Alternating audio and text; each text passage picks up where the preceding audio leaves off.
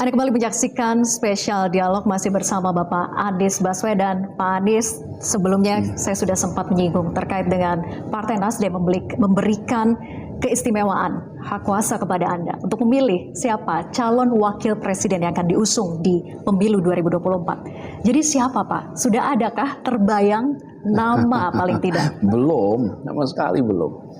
Jadi belum ada sesuatu yang khusus dan saya juga baru mendapatkan deklarasi ini tadi pagi. Jadi kita masih perlu waktu. Dan bahkan saya sampaikan, saya mau fokus Jakarta dulu nih sampai tuntas 16 Oktober. Sesudah itu baru. Jadi masih ada waktu yang panjang.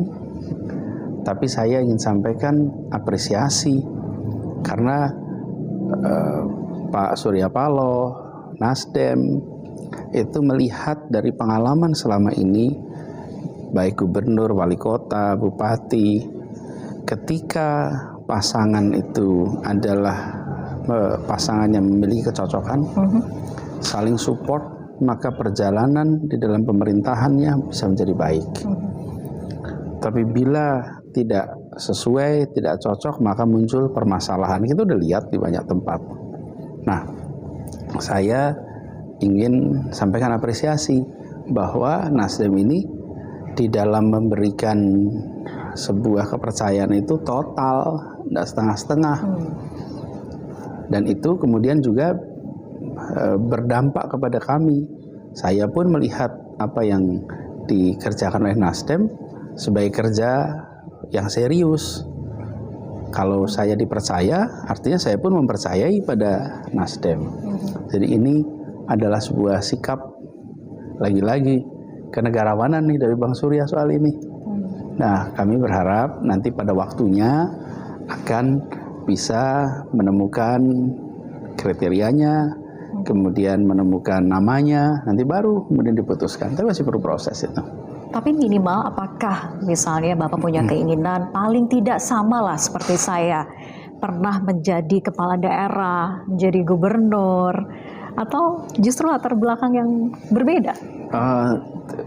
Tidak ada yang khusus. Pada fase ini kita masih lihat dulu dah nanti. Jangan buru-buru. Jangan buru-buru. Takut tidak cocok? Butuh ta'aruf dulu? Iya, dan memang masih belum ada urgensinya ya. Belum ada keterdesakan harus memutuskan sekarang. Dan jangan juga spekulatif gitu, tapi ditata dengan baik. Pak Anies menjadi Gubernur DKI Jakarta, ini bisa dikatakan sebagai portfolio yang penting dalam pengalaman Anda sebagai pemimpin. Apakah ini menjadi bekal yang sangat mahal untuk Anda nanti bisa berkiprah di nasional? Pengalaman mengelola Jakarta adalah pengalaman yang luar biasa. Ini adalah sebuah amanat yang besar sekali. Bukan berat ya, besar.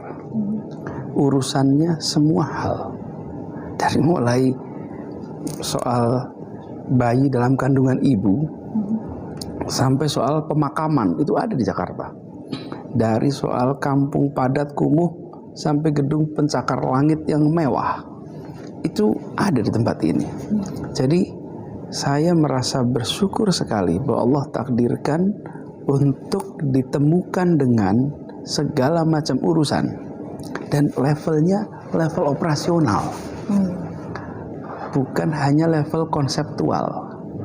Level operasional sekali. Kemudian punya interaksi yang dekat sekali dengan warga. Ketika dulu saya bertugas di kementerian, maka banyak dari produk kami itu bentuknya kebijakan. Kebijakan itu wujudnya kertas. Apakah itu peraturan pemerintah, apakah itu DPR, undang-undang, apapun itu.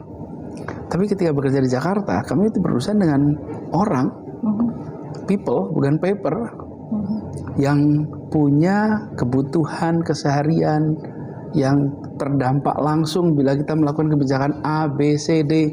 Dampak itu bisa dampak positif, bisa ada yang dampak negatif.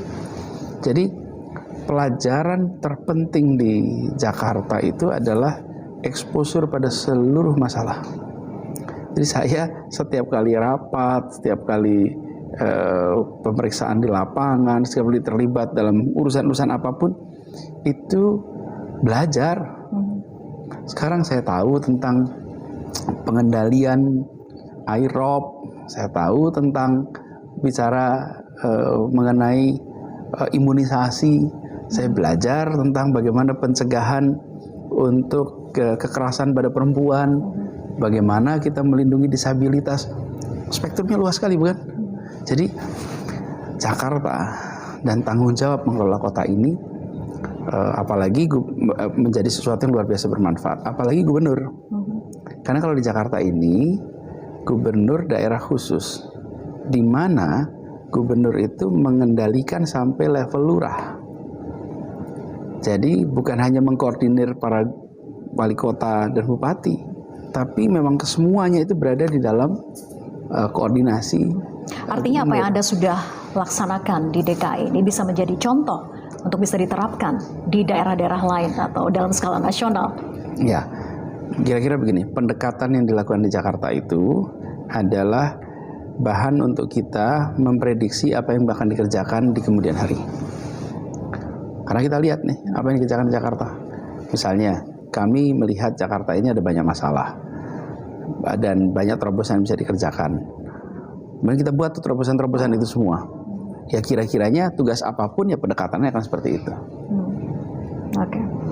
Pak Anies, apakah sudah terbesit gagasan besar apa yang Anda tawarkan kepada masyarakat di pemilu 2024 nanti? Ada, tapi nanti saya ungkapkan pada waktunya. Sudah ada terkonsep bahkan ya? Saat ini, bukan lagi hanya gagasan ide saja? Ya, ada, tapi nanti pada waktunya. Sekarang saya sedang fokus pada Jakarta. Saya akan tuntaskan itu, sesudahnya baru kita bicara yang lainnya. Baik, terima kasih Pak Anies Baswedan. Sama. Semoga lancar dalam pelaksanaan nanti pemilu di 2024. Terima kasih atas waktunya sudah menyempatkan berbincang bersama kami di Spesial Dialog Metro TV. Terima kasih. Dan pemirsa, demikianlah Spesial Dialog bersama saya Vera Bahaswan. Saya pamit undur diri. Terima kasih atas kebersamaan Anda. Sampai jumpa.